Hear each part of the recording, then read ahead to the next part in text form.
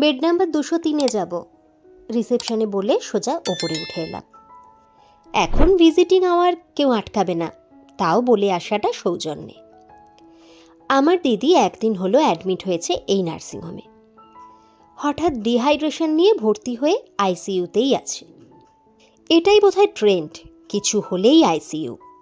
ভালো হয়ে জেনারেল বেডে দিলেও বেশ কিছুদিন রাখবে, তাই আমাদেরও নিয়ম করে আসতে হবে দেখতে। অফিস থেকে সোজা এখানে এসেছি। দরজা ঠেলে ঢুকতেই দেখলাম বিশাল একটা ঘর। সেখানে প্রায় 12টা বেড, প্রতিটা বেডই ভর্তি। কেউ বসে আছে, কেউ শুয়ে আছে, কেউ আবার আধশোয়া। কারোর পাশে চলছে বিভিন্ন রকম যন্ত্র, তাতে নীল রঙের গ্রাফ ওঠানামা করছে। কারোর কারোর স্যালাইনও চলছে। এসব জায়গায় ঢুকলে সত্যি মনটা খুব খারাপ লাগে, কিন্তু তাও আসতে হতোই। দিদির বেডের সামনে এসে দেখলাম ও উঠে বসে আছে। চোখ মুখ বেশ সতেজ। বরং ওর বাড়িতে গেলে 2 ছেলে মেয়ে আর সংসারের কাজের চাপে ওকে বেশি অসুস্থ লাগে। আমাকে দেখে বলল, একা এসেছিস? আমি বললাম, একাই, কিন্তু নিচে সঞ্জয়দা আর তোর যা ভাসুর এসেছে, আমি গেলে ওরা আসবে। জিজ্ঞাসা করলাম, ভালো আছিস তো? তারপর কি খেতে দিচ্ছে, ডাক্তার কেমন আছে, এসব জিজ্ঞাসাবাদ করতে গিয়ে দেখলাম ওর ঠিক পাশের বেডে একজন বয়স্কা শুয়ে শুয়ে আমাকে দেখছেন। আমি তাকাতেই নিজে থেকেই হাসলেন।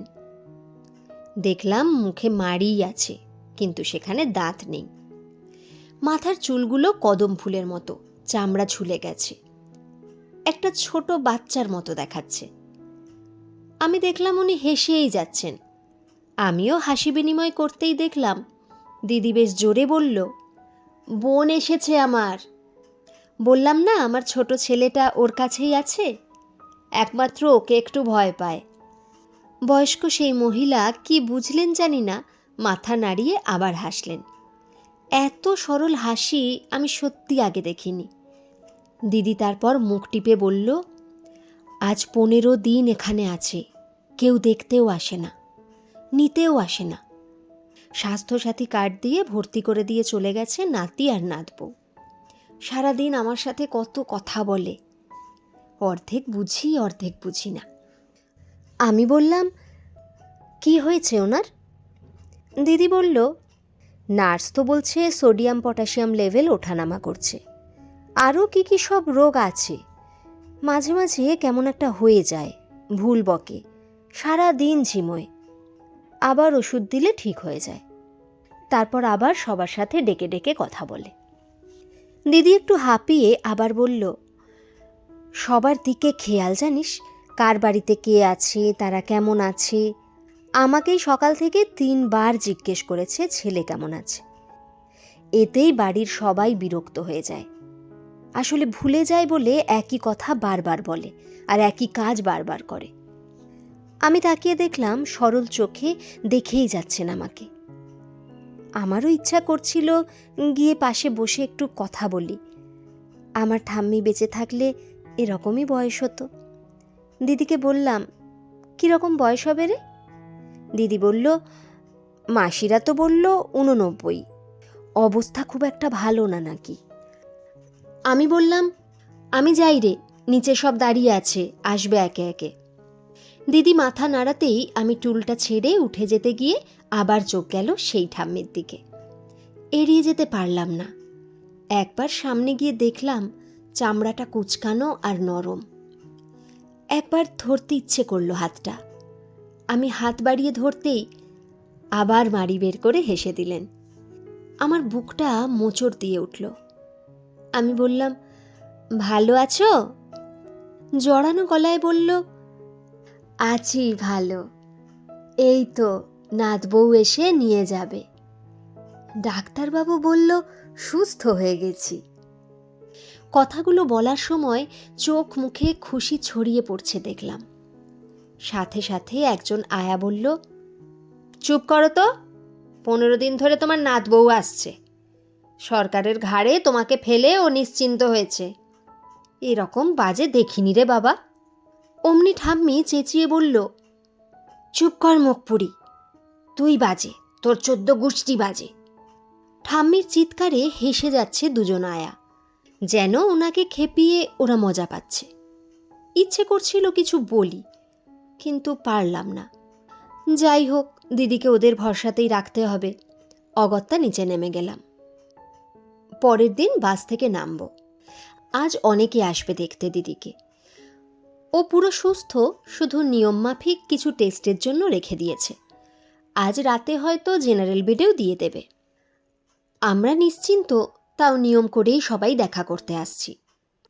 রিসেপশনে গিয়ে বললাম, 202 কার্ডটা আনিনি। ওখান থেকে আমার দিকে তাকিয়ে বলল, 202? আমি বললাম হুম। ওরা অবাক হতেই আমার জামাইবাবু বলল, 203 তো। আমি বললাম, 203-এ অনেকে দেখা করার জন্য আছে, আমি 202-এ যাব। জামাইবাবু কিছু বুঝে চুপ করে গেল। রিসেপশন থেকেও কিছু বলল না। ভিজিটিং আওয়ার যেতেই পারি। আমি ভাবলাম ভিজিটিং কার্ড নেই বলে কিছু বলতে পারে, কিন্তু কিছু বলল না। আমি উপরে উঠতে লাগলাম সিঁড়ি দিয়ে। দিদির কার্ডে ঢুকলে বাকি আত্মীয়রা যারা দিদির সাথে দেখা করতে এসেছে তাদের সময়ের ঘাটতি পড়ত। আজ আমি এসেছি টানা 1 ঘন্টা ঠাম্মির সাথে গল্প করতে। কাল এখান থেকে গিয়ে থেকেই মনটা খুব খারাপ ছিল আমার। নিশ্চিন্তে ওপরে উঠে দেখলাম দিদি বসে আছে। আমাকে দেখে অবাক হয়ে বলল, তুই আসবি না বলল তোর জামাইবাবু? আমি বললাম, তোর জন্য আসিনি। বলে তাকাতেই দেখলাম ঠাম্মির বেডটা মোটা পর্দা দিয়ে ঘিরে দেওয়া। দিদির দিকে অবাক হয়ে তাকাতেই দিদি বলল, আরে দুপুরের পর থেকেই খুব শরীর খারাপ রে। মনটা খারাপ হয়ে গেল শুনে। দেখলাম একজন ডাক্তার হন্তদন্ত হয়ে ওই পর্দার ভিতর ঢুকে গেলেন। সাথে সাথে একজন নার্স থমথমে মুখে বেরিয়ে এসে ফোনের রিসিভার তুলে বললেন, হ্যালো, 202-এর পেশেন্টের বাড়ির লোককে বলো আসতে তাড়াতাড়ি। টাইমটা লেখো, 4:46। খুব বোকা মানুষদেরও বুঝতে অসুবিধা হলো না কি ঘটেছে। তাও দিদি জিজ্ঞেস করল, সিস্টার কি হয়েছে? কোনো উত্তর দিল না সিস্টার। হয়তো এক পেশেন্টের মৃত্যুর খবর আর এক পেশেন্টকে দেওয়া বারণ। বুকটা মুচড়ে উঠল আমার। তাড়াতাড়ি এগিয়ে গিয়ে পর্দার ভিতর মুখ বাড়াতেই কালকের সেই মজা করা আয়াটা বলল, সব শেষ। চোখ দুটো ভেজা দেখলাম কালকের হাসি মুখের আয়ার। ততক্ষণে ডাক্তার বেরিয়ে গেছেন। উনি হয়তো নিশ্চিত করতেই এসেছিলেন ঘটনাটি। এক পেশেন্টের বাড়ির লোকের হাঁক ডাকে আয়াও বেরিয়ে গেল পর্দার ভিতর থেকে। নার্স তো আগেই বেরিয়ে গেছে। পর্দার ভিতরে শুধু আমি আর ঠাম্মির নিথর শরীর। মুখটা দেখলাম একই রকম হাসি হাসি, মাড়িগুলো দেখা যাচ্ছে। হয়তো মৃত্যুকালীন যন্ত্রণার জন্য মুখটা খুব শুকনো লাগছে। বুকটা হু হু করে উঠল। কেউ না, চিনিও না, তাও কোনো কোনো অচেনা মানুষকে খুব চেনা লাগে প্রথম থেকেই, খুব নিজের লাগে। আমার এনাকে দেখে সেরকমই লেগেছিল। ছোট্টবেলাতে ঠাম্মি দিদা এদের হারিয়েছি। আজ একবার সামনে থেকে দেখব সেই লোভেই এসেছিলাম, কিন্তু ভাগ্য সাথ দিল না। অথচ যার বাড়ির ঠাম্মি তাদের কত অবহেলা, একবারও দেখতে আসেনি মানুষটাকে। আমি দেখলাম কেউ নেই এখানে। আমি হাত বাড়িয়ে ঠাম্মির হাতটা ধরলাম। খুব ভালো লাগছিল। এরকমই কুচকানো নরম তুলতুলে চামড়ায় হাত দিতে খুব ইচ্ছে হতো আমার। কেমন একটা শান্তি লাগছে। হাতটা বেশ ঠান্ডা। একটু ভয় পেয়েই ছেড়ে দিলাম। এবার নিজের অজান্তেই চোখ দিয়ে জল বেরিয়ে এলো। মনে মনে বললাম, ভালো থেকো ঠাম্মি। গল্পটা কেমন লাগলো একটা কমেন্ট করে কিন্তু জানিও। আর যদি ভালো লেগে থাকে তাহলে প্লিজ একটা লাইক করে দিও। আর আমাদের এই নতুন চ্যানেলটিকে সাবস্ক্রাইব করে আমাদের পাশে থেকো প্লিজ। অনেক ভালোবাসা রইল তোমাদের জন্য। ধন্যবাদ।